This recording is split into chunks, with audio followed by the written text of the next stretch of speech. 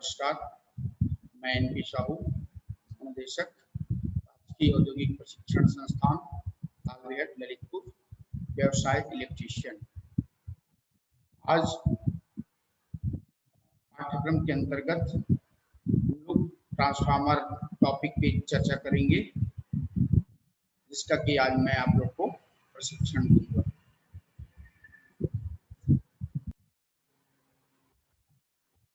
तो आज हम लोग आज के क्लास में तो ट्रांसफार्मर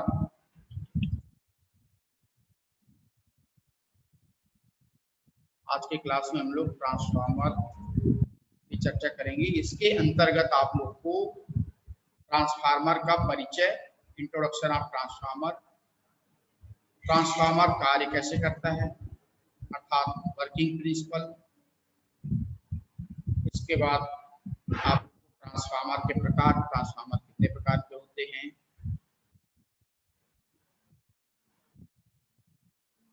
टाइप्स ऑफ ट्रांसफार्मर, इसी को हम लोग क्लासिफिकेशन भी बोल देते हैं कि कैसे इसका क्लासिफिकेशन किया गया है। उसके बाद अंतिम में आप लोग को ट्रांसफार्मर के क्या क्या भाग होते हैं, पार्ट्स ऑफ ट्रांसफार्मर बतलाया जाएगा। आइए चलते हैं ट्रांसफार्मर के परिचय की। तो ट्रांसफार्मर शब्द से आप सभी लोग परिचित हैं, वाकिफ हैं। आप सभी लोगों ने ट्रांसफार्मर देखा भी होगा। तो ट्रांसफार्मर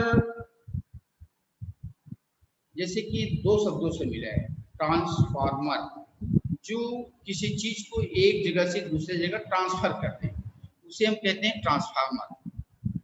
और अगर हम अपने इलेक्ट्रिकल की भाषा में बोलें तो ट्रांसफार्मर एक ऐसा स्थिर विद्युत मशीन है जो अल्टरनेटिंग करंट वोल्टेज को बिना फ्रीक्वेंसी चेंज किए हुए अप या डाउन कर सकता है। ठीक है, इसको स्टैटिक मशीन या स्थिर विद्युत मशीन क्यों कहा जाता है? क्योंकि इसमें कोई मूविंग पार्ट नहीं होता है। जैसा कि आप लोग पिछले हमारे टॉपिक में या पिछले लेक्चर में आपने पढ़ा है, सुना है कि जो मोटर होता है, अल्टरनेटर होता है, जनरेटर होता है, इन सब में क्या होता है कि घूमने वाले भाग होते हैं। जैसे मोटर का हम आपसे पूछ लें कि मोटर में कौन सा घूमने वाला भाग होता है, तो आप कहेंगे कि रोटर होता है, या डीसी है तो उसमें आर्मेचर होगा। स्टेटर जो होता है तो वो स्थिर होता है। तो उस प्रकार से ट्रांसफार्मर एक स्टैटिक डिवाइस है, स्थिर यंत्र है, इसमें कोई मूविंग पार्ट नहीं होता किसी प्रकार का। और इसी कारण एक ट्रांसफार्मर की जो दक्षता है वो 90% से लेकर 99% तक ट्रांसफार्मर की जो दक्षता है वो होती है, अर्थात इसकी एफिशिएंसी होती है, क्योंकि इसमें कोई घूमने वाला पार्ट नहीं होता है, ना इसमें कोई फ्रिक्शन होता है, और इसमें लॉसेस भी बहुत कम होते हैं। इसलिए ट्रांसफार्मर की एफिशिएंसी सबसे ज्यादा होती है।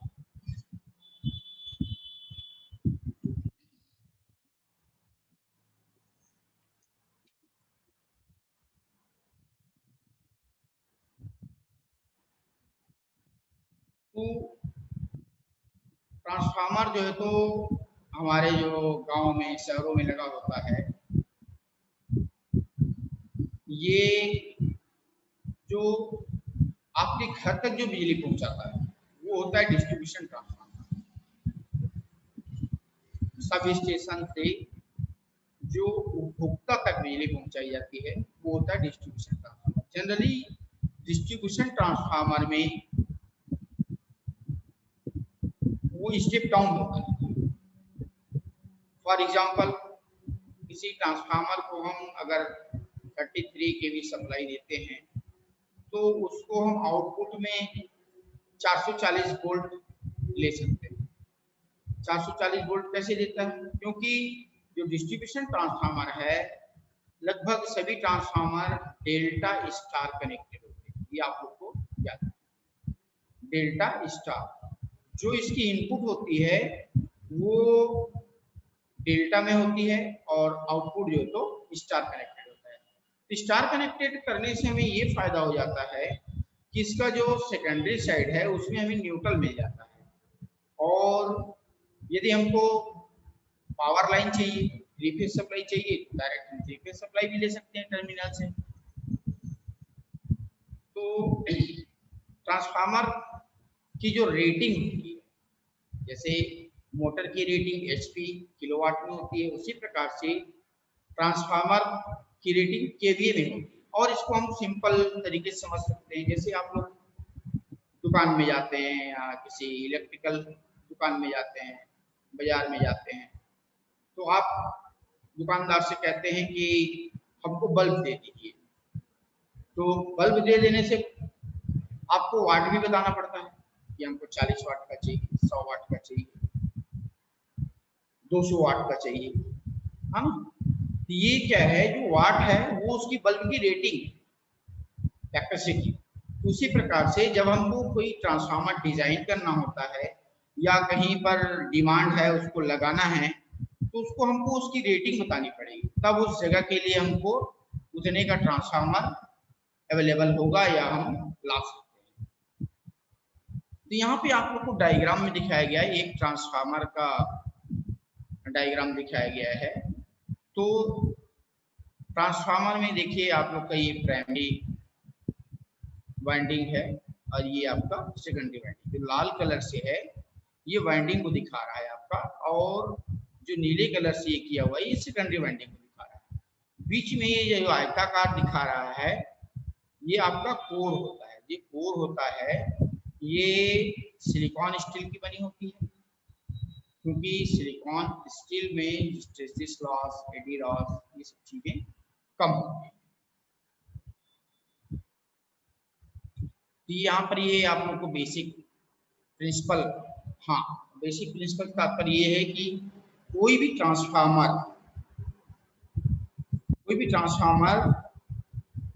काम कैसे करता है, ठीक है, ये किस सिद्धांत पे काम करता है, या हम इसको कह सकते हैं ट्रांसफार्मर का वर्किंग प्रिंसिपल।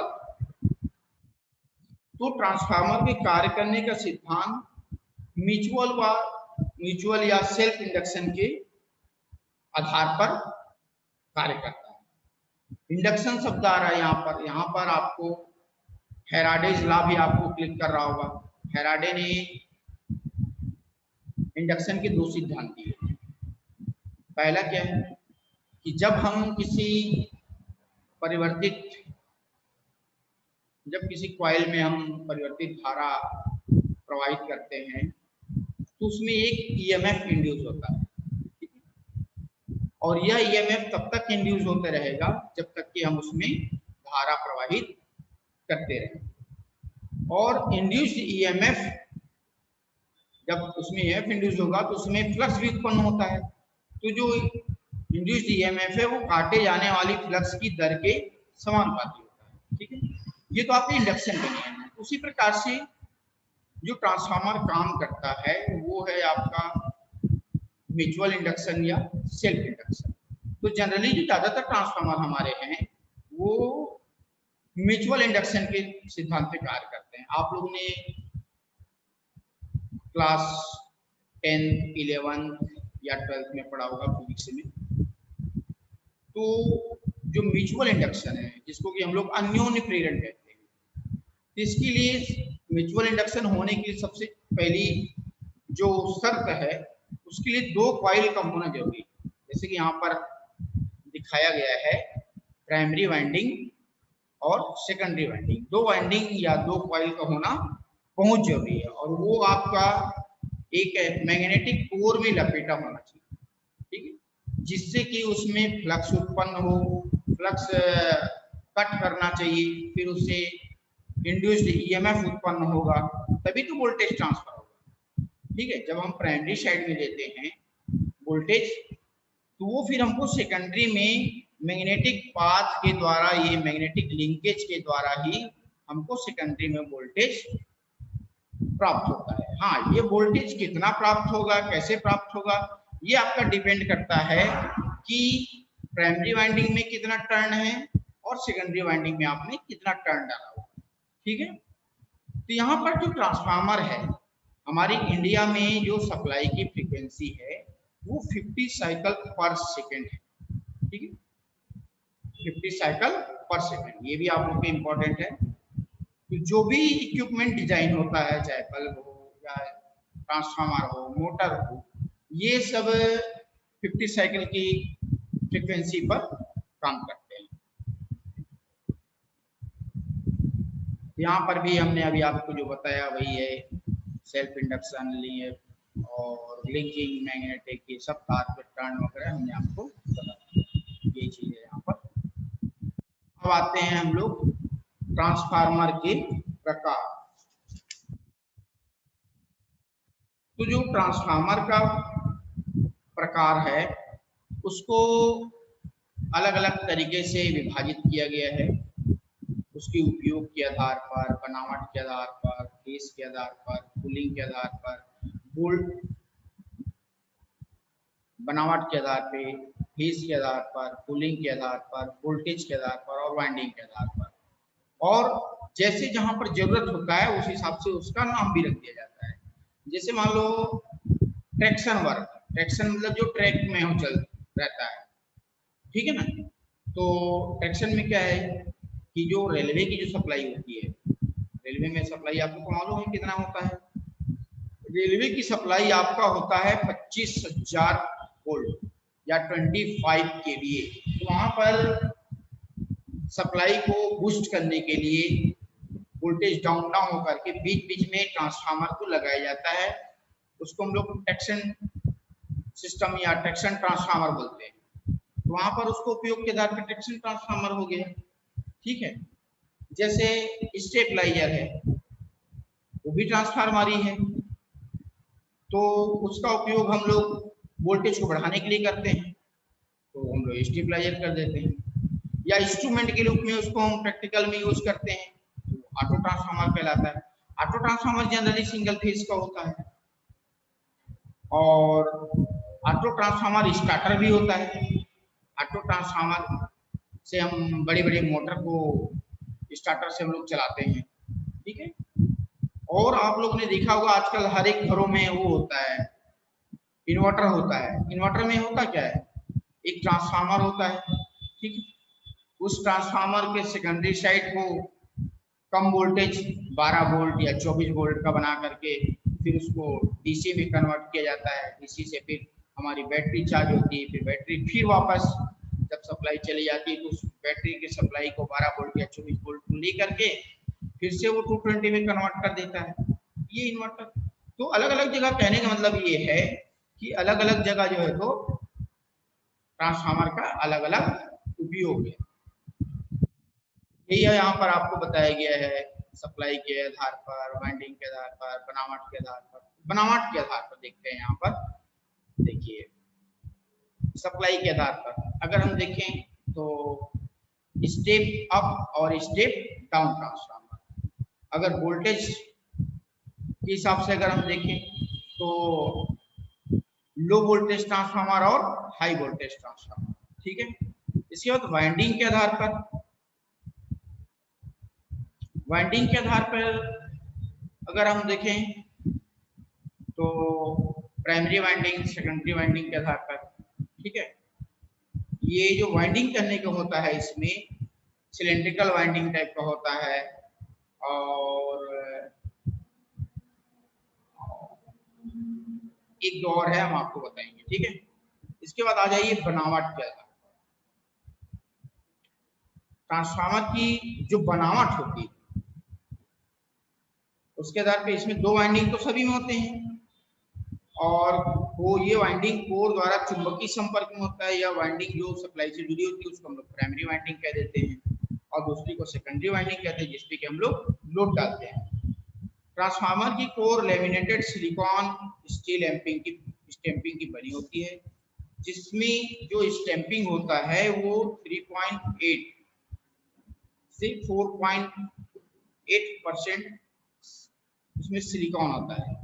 जो लेमिनेशन होता है वो एक दूसरे से इंसुलेटेड होती है, जिससे कि एडी करंट लॉस को कम किया जा सके, इनके लिए आपस में अच्छी तरह से उसको प्रेस कर दिया जाता है। ये स्टैंपिंग आपका भिन्न भिन्न आकार के होते हैं। ई शेप में होता है, आई शेप में होता है, यू शेप में होता है, एल शेप में होता है, जे शेप में होता है, सी शेप में होता है। जो लेमिनेशन की मोटाई, ये आप लोग इंपॉर्टेंट है, नोट कर लीजिए। जो ट्रांसफार्मर के लेमिनेशन की मोटाई होती है वो 0.35 mm से 0.5 mm तक हो सकता है, वेरिएबल है, ठीक। अगर इसको हम इंच में ले लें तो ये 0.014 से लेकर 0.02 इंच तक होता है, ठीक है। तो यहाँ पर जो बनावट के आधार पर, जैसे उसमें कोर किस टाइप का लगा है, कोर के आधार पर, ठीक है ना। तो core type transformer, shell type transformer, berry type transformer. तो कोर टाइप ट्रांसफार्मर की क्या विशेषता होती है? सबसे पहली बात, कोर टाइप ट्रांसफार्मर की विशेषता ये होती है, इसमें एक ही चुंबकीय रास्ता होता है, सिंगल पाथ होता है, सिंगल मैग्नेटिक पाथ होता है। जो सेल टाइप, सेल का मतलब बटा हुआ या खंड, ठीक, इसलिए यहाँ इसमें दो चुंबकीय रास्ते होते हैं। तीसरा है आपका बेरी टाइप। बेरी टाइप में क्या है, बहुत ज्यादा वेरी, ठीक है ना, डिफरेंट है, बेरी से तात्पर्य ये भी है। इसमें दो या दो से अधिक चुंबकीय रास्ते होते हैं, 6, 7, 8 भी हो सकता है, ठीक है।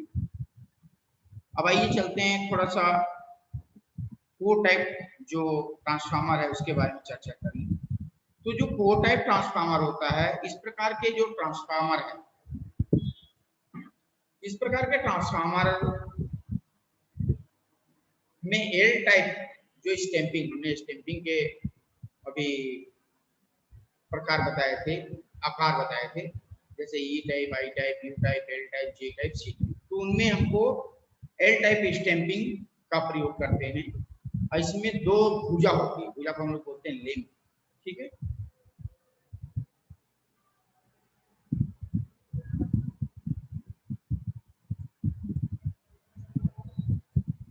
ये जो दो दो भुजा दिख रहा है ये, ठीक है, ये एल टाइप का होता है, ये दो भुजा दिखाई दे रहा है आपको।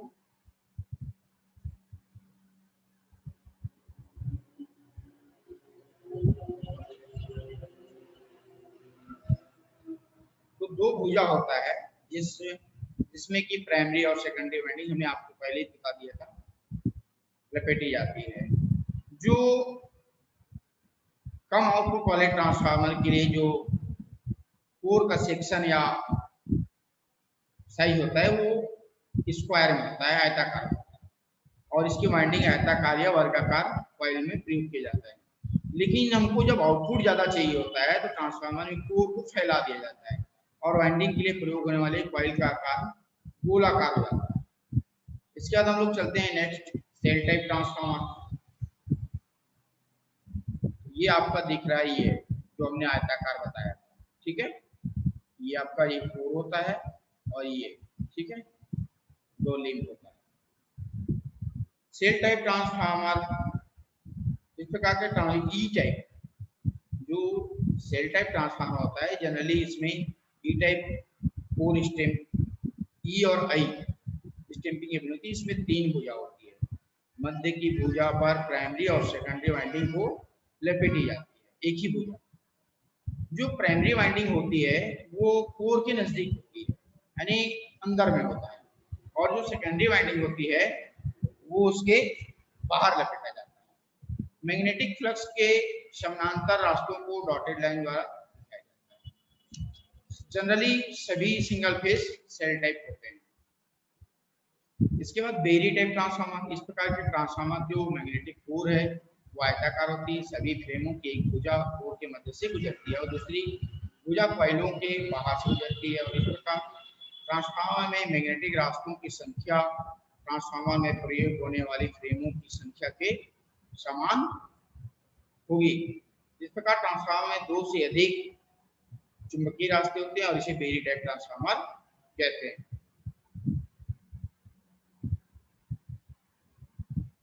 यहाँ पे आपको फेज के आधार पर दिखाया गया था, सिंगल फेज और three phase transformer. Single phase transformer एक ही कोर में इनर कॉइल आउटर कॉइल रहती है, जिसमें प्राइमरी के रूप में और सेकेंडरी रूप में काम करती है। एक ट्रांसफार्मर को ज्यादातर वोल्टेज और करंट के मूल्य को स्टेप डाउन करके किया जाता है, जैसे इलेक्ट्रॉनिक उपकरण में स्टेप डाउन करके रेक्टिफायर और डीसी कन्वर्टर किया जाता है। सीटी और पीटी पैनल कंट्रोल सप्लाई में इसका उपयोग किया जाता है। Three phase supply, three phase transformer, इस प्रकार के ट्रांसफार्मर थ्री फेज प्राइमरी और थ्री फेज सेकेंडरी वाइंडिंग होती है। इस प्रकार के ट्रांसफार्मर का मुख्य लाभ ये है कि समान क्षमता वाले तीन फेज ट्रांसफार्मर से थ्री फेज ट्रांसफार्मर की लागत कम होती है, उसका आकार भी छोटा होता है। कहने का मतलब ये है कि हम अगर अलग अलग तीन ट्रांसफार्मर लगाएंगे सिंगल फेज का, वो हमको उसकी कॉस्ट ज्यादा पड़ेगी, ठीक है, उसका रख रखाव ज्यादा होगा, मेंटेनेंस ज्यादा होगा। उससे अच्छा है कि हम एक ही पीस लगा दें, सिंगल यूनिट लगा दे थ्री फेज, वही काम वो भी करेगा। थ्री फेज सप्लाई हम अलग अलग ले सकते हैं, तीनों फेज में अलग अलग लोड डाल दीजिए आप, ये थ्री फेज। इसके बाद प्रॉपर्टीज, ये आपका यहाँ पे तीन प्रकार के बताया गया है, स्टेप अप, स्टेप डाउन और ऑटो ट्रांसफार्मर।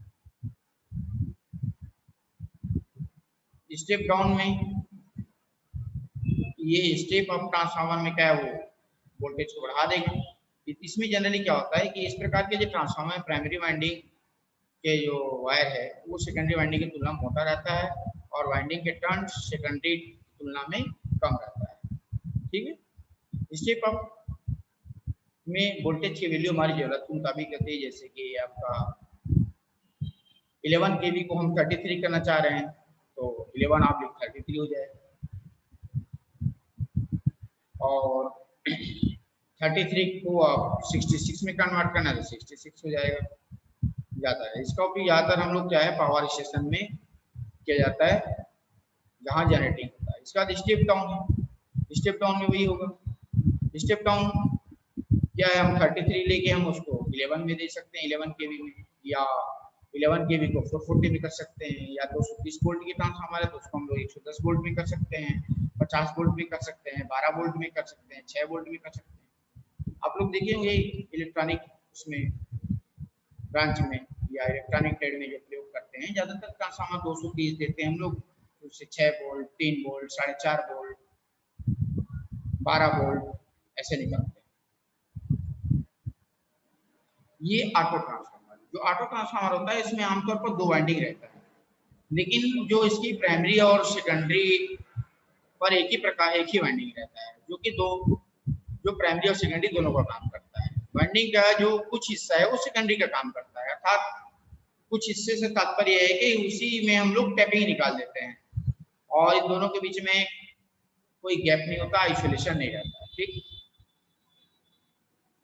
इसके बाद आ जाइए आप लोग ट्रांसफार्मर के क्या क्या भाग होते हैं, पार्ट्स ऑफ ट्रांसफार्मर। तो सबसे पहले कोर हमने बता दिया आप लोग को, कोर कौन कौन से प्रकार के यूज करते हैं, कोर किसका बना होता है, ठीक है। इसके बाद आप आ जाइए वाइंडिंग। तो दो प्रकार की वाइंडिंग होती है, प्राइमरी वाइंडिंग और सेकेंडरी वाइंडिंग। तो वह वाइंडिंग जो सप्लाई से जुड़ी होती है उसे हम लोग प्राइमरी वाइंडिंग कहते हैं, और यह आपके ट्रांसफार्मर के ऊपर डिपेंड करता है कि हमको स्टेप अप करना है या स्टेप डाउन। अगर स्टेप अप करेंगे तो जो प्राइमरी वाइंडिंग है वो लो होगा, सेकेंडरी हाई हो जाएगा, और अगर हम इसको स्टेप डाउन करेंगे तो इसका जो प्राइमरी है वो एसटी साइड हो जाएगा और सेकेंडरी एलटी साइड हो जाएगा।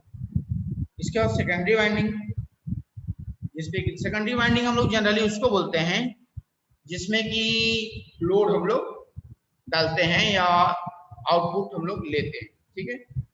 इसके बाद आपका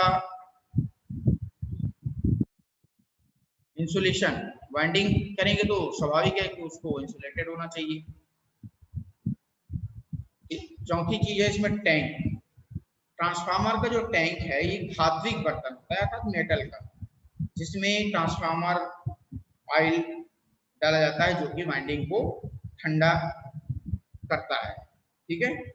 और वाइंडिंग में से उष्मा लेने के पश्चात ये टैंक की सतह दे देता है और अधिक ठंडा करने के लिए ट्रांसफार्मर की अवस्था में टैंक के क्षेत्रफल को बढ़ाने के लिए टैंक को कोरुगेटेड शीट का बनाया जाता है और बड़े ट्रांसफार्मर की अवस्था में क्षेत्रफल को बढ़ाने के लिए गोल पाइप जिसे कूलिंग ट्यूब कहते हैं, ये 5 सेंटीमीटर व्यास या अंडाकार ट्यूब का प्रयोग किया जाता है। किसी किसी में फिन्स लगा दिया जाता है। ठीक, इसके बाद आपका टर्मिनल एंड टर्मिनल बॉक्स। जो टर्मिनल होता है, जो प्राइमरी वाइंडिंग से जो निकाला जाता है वो टर्मिनल होता है, उसी बॉक्स में ले जाकर उसको रख देते हैं। ठीक है, इसमें यहाँ पर आपका ब्रीदर ब्रीदर ब्रीदर जो है तो ट्रांसफार्मर सांस लेने के पश्चात ट्रांसफार्मर में हवा की नमी के प्रवेश को ट्रांसफार्मर में जाने से रोकता है, या तेल हवा से नमी का थोड़ा भाग शोषित कर लेता है और तेल का जो इंसुलेशन है काफी हद तक घट जाता है। कंजर्वेटर के ऊपर पाइप ब्रीदर द्वारा हवा में खुला रहता है। ब्रीदर एक बेलनाकार ट्यूब है जिसके भिन्न चेंबर में सिलिका जेल भरा होता है। जब टैंक में आंतरिक दबाव ट्रांसफार्मर की श्वास बाहर निकलने का घट जाता है तो ब्रीदर कंजर्वेटर में प्रवेश करने वाली हवा से नमी शोषित कर लेता है और उसके बाद या सिलिका जेल में से गुजरती है जो हवा को अधिक शुष्क कर देती है। सिलिका जेल जब सूखा होता है, ये इंपॉर्टेंट है, या रंग में नीला होता है और जब नमी शोषित कर लेता है इसका कुछ हद तक सफेद हो जाता है। कुछ समय बाद हम इस जेल बदल सकते हैं। ठीक है, ये कोर के बारे में बताया हमने आपको, फिर वाइंडिंग के बारे में बताया और इसके बाद टैंक के बारे में, टर्मिनल बॉक्स, ब्रीदर के बारे में। ये आप लोग को ट्रांसफार्मर दिखाया गया है। ठीक है, और ये है आपका कंजर्वेटर। ठीक है, ये भी एक सेफ्टी डिवाइस का काम करता है और ब्रीदर साइड में लगा होता है, ट्रांसफार्मर के साइड में। यहाँ पर पूरा पिक्चर नहीं आ पाया है। ये आपका ट्रांसफार्मर, ये हैवी ट्रांसफार्मर है, पावर ट्रांसफार्मर ट्रांसमिशन में लगता है और इसको कूलिंग के लिए स्पेशल एग्जॉस्ट फैन या एयर फोर्स कूलिंग जिसको हम लोग बोलते हैं, ये हमने जो आपको बता रहा था फिन्स, ये फिन्स होता है, इसको हम लोग फिन्स बोलते हैं। इसमें यहाँ से टैंक से जब ऑयल गर्म होता है तो ये इसके माध्यम से आता है और फिर ये ठंडा होकर के फिर वापस टैंक में चला जाता है। ठीक, इसके साइड में एक टेप चेंजर भी होता है और ये 2 गेज लगे हुए हैं। ये आपका ऑयल के लेवल को बताता है और ये आपका टेम्परेचर गेज भी होता है। इसमें टैंक के अंदर बकोल्स रिले भी होता है ताकि ट्रांसफार्मर में कोई एबनॉर्मल कंडीशन हो या कोई फॉल्ट की अवस्था हो तो वो उसको दूर कर देता है, अलार्म बज जाता है। ठीक है, तो अंतिम में आज मैंने आप लोग को ट्रांसफार्मर चैप्टर के बारे में, ये काम कैसे करता है, इसके कौन कौन से भाग होते हैं, कैसे इसकी बनावट होती है, क्या प्रकार होता है, इसके बारे में आप लोग को आज प्रशिक्षण दिया, इसके बारे में हमने चर्चा किया। आशा है कि यह प्रशिक्षण भविष्य में आप लोग के लिए मददगार साबित होगा।